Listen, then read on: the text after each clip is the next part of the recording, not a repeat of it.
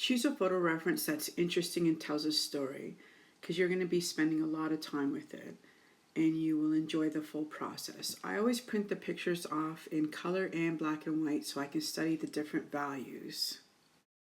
This photo is of my stepson in the laundromat, and I really enjoy this photo, and I'm going to transfer the picture using a light box to the watercolor paper.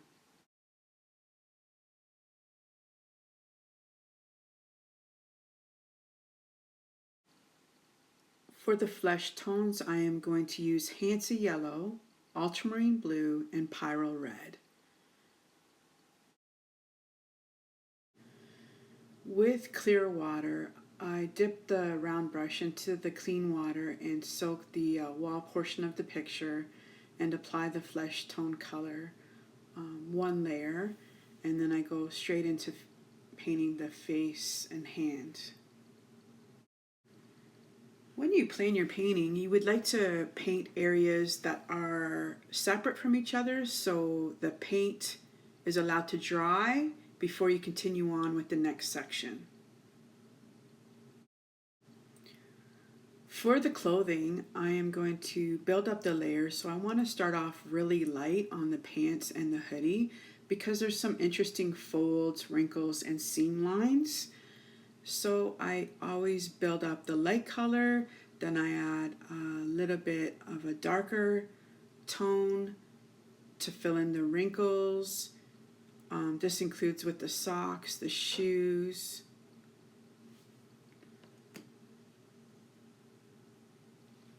By building up the values, you create a more realistic approach to the painting. It's important to let each layer dry, so I moved on to the window to fill in the panes of glass and that wee little Canadian flag that happened to be posted to the window. For the sweater, I have allowed the first layer to dry and add a thicker consistency of Paynes gray.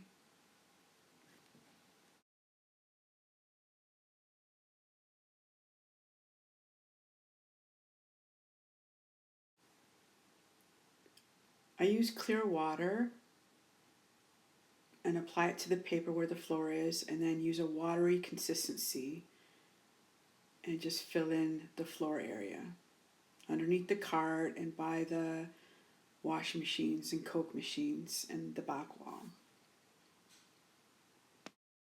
While the floors are drying, we're going to approach the vending machine and the washer dryer. I have to apologize in advance. I paint the red part of the vending machine. I use the colors Pyrrol red and transparent orange and mix it together, and it gives the nice red color to the Coca-Cola machine. It just appears out of nowhere. You'll see. And I apologize for that. I did it offline, so. For the highlight on the top right of the vending machine, I took a flat brush, dipped it in clear water, rubbed it in a circular motion, and lifted some paint off with a paper towel. And that's what gives the highlight, where the flash of the camera or a reflection, a light reflection on the vending machine, and that's what makes it realistic looking. The vending machine really sets the stage for the rest of the painting, and now I have to buckle up and get some of the details painted.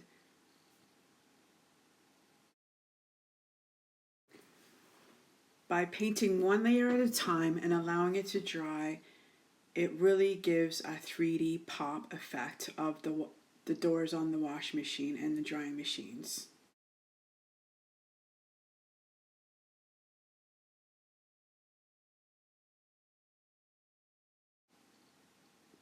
Not sure how Chad feels about being upside down right now, but sometimes it's easier to get to the details if you flip your page around and you can see other things that need to be done. It's very helpful, actually.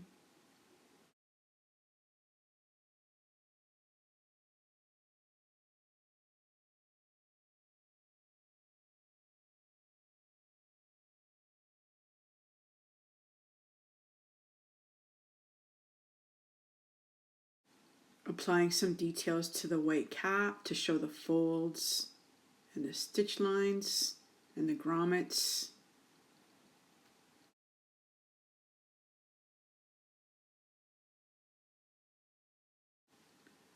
I applied Davy's Gray along the brim a few times just to tidy up the edge.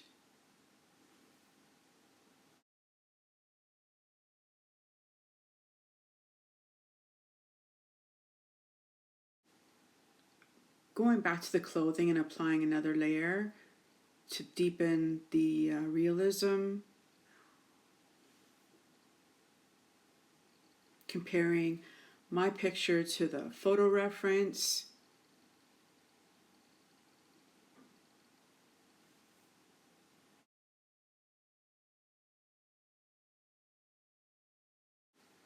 Right now the cart's looking a little pale, so I need to deepen the hues of the legs of the cart, putting the shadows in, the reflections, just overall going back and forth,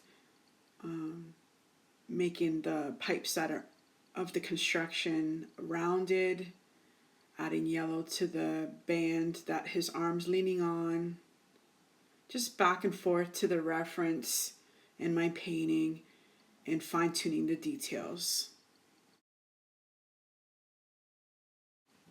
As we watch the progress of this painting unfold, I just wanted to mention that with each layer that I add, the previous layer is completely dry and I use glazes, just light watery washes.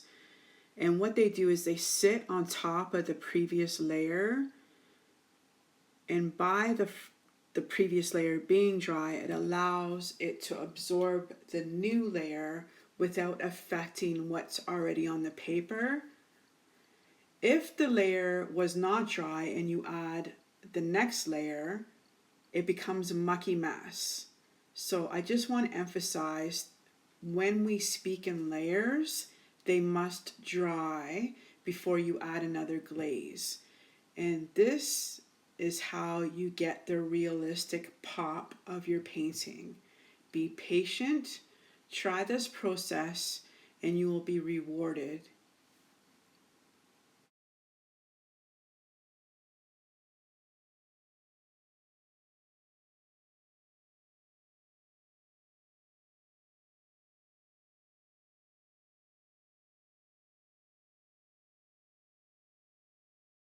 I put highlights in the sweater by lifting the paint out with a flat brush in clean water and dapping it with a paper towel.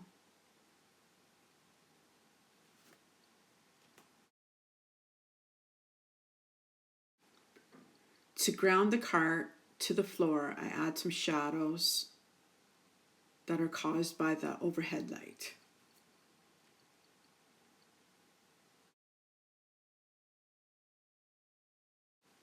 Just to talk layers for a second, the facial features probably took 6 layers. The clothing probably took 3 to 4 layers. The shoes were probably 3 layers. The Coke machine went down first in 1 layer, so that was pretty awesome. Just to let you know. Thank you for watching. I appreciate it.